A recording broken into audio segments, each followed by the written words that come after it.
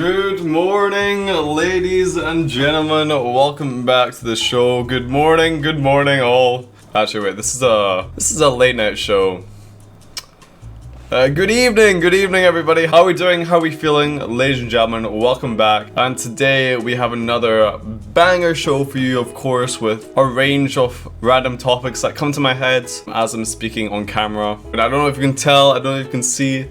I'm debuting my brand new look. Okay, I got a haircut. All the black hair is out of my head. It's back to brown, hopefully. And as you can all see, the dome is still on display, but I think the facial hair kind of balances it out, you know? So I feel comfortable with it being on show, of course.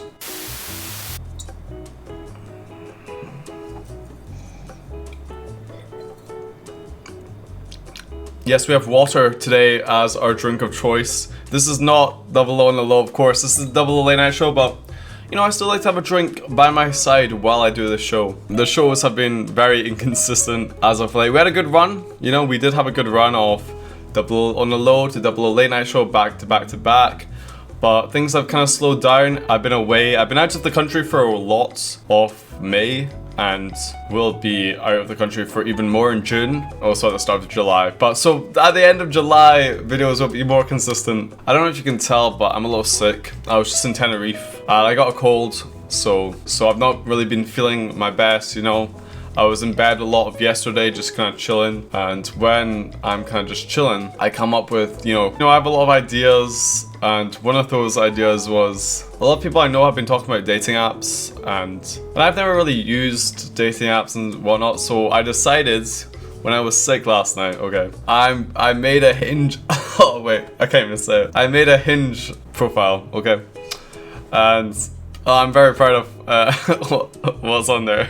I'll show you in a second. We'll have a little review of some of the things on my account because, okay, I think the people of Hinge don't deserve it as much as the Double O fanbase do to see what's on my profile, you know. Yeah, so I kind of made this Hinge profile so I could, you know, relate to my friends, and also it's kind of funny. I've had some funny interactions on it so far. So as I have just said, though, I will not be in the country for a while, so this is probably the worst time, hypothetically, if I were to use the app properly, I guess. Anyway, if you don't know how Hinge works, you can have like 6 photos to kind of summarize yourself.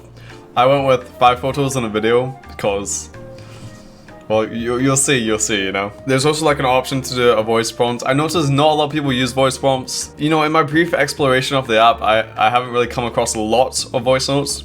If it is, it's someone's friend doing one. I decided to do one when I was sick, so you'll be able to hear my fully sick voice in this. The prompt I chose was, my life peaked when? And, well, we all probably know when all of our lives collectively peaked, and that's just kind of what I explain. Here we go. My life peaked when? Probably when season 3, episode 8 of Invincible came out.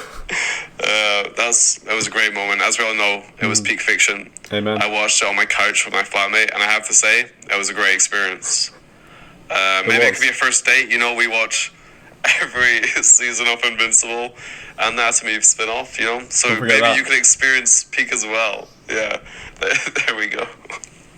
You know, I think a pretty inviting little audio prompt there, you know. I think if anyone sees my profile and they've seen Invincible, that's what I'm hoping for. A very, very specific niche kind of person, you know.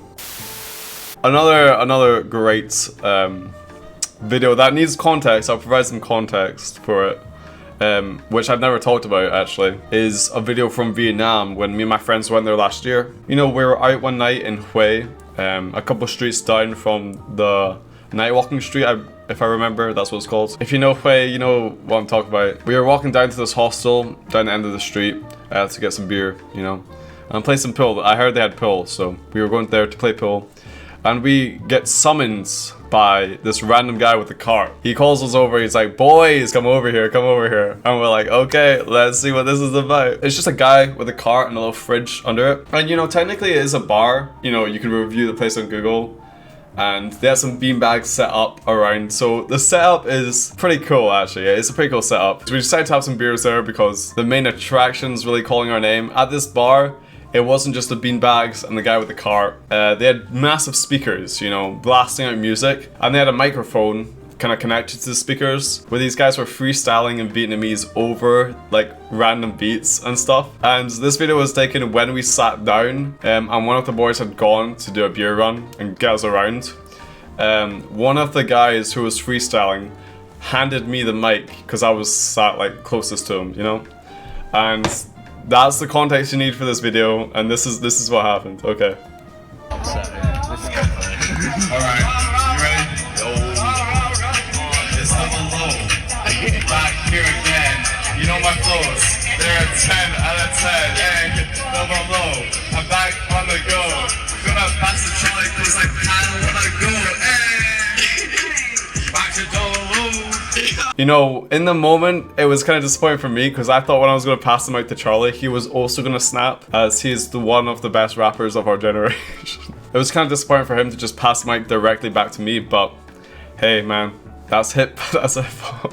I don't know why that guy who we later befriended that night, I don't know why he chose me to pass the mic to. I've never been formally trained in the art of freestyling. I don't know if he could, you know, see that I'm a musician, so I don't know if you can see that within me. Another thing I want to talk about is monologues, ladies and gentlemen. Okay, this is a weird tangent to go on, but I thoroughly enjoy monologues. Okay, I've really been getting into like learning monologues from like Shakespeare plays and whatnot. I remember once I got cast as Mercutio for a play in school, and over that time period before, like after the casting and before I got the script, I like learned his death monologue.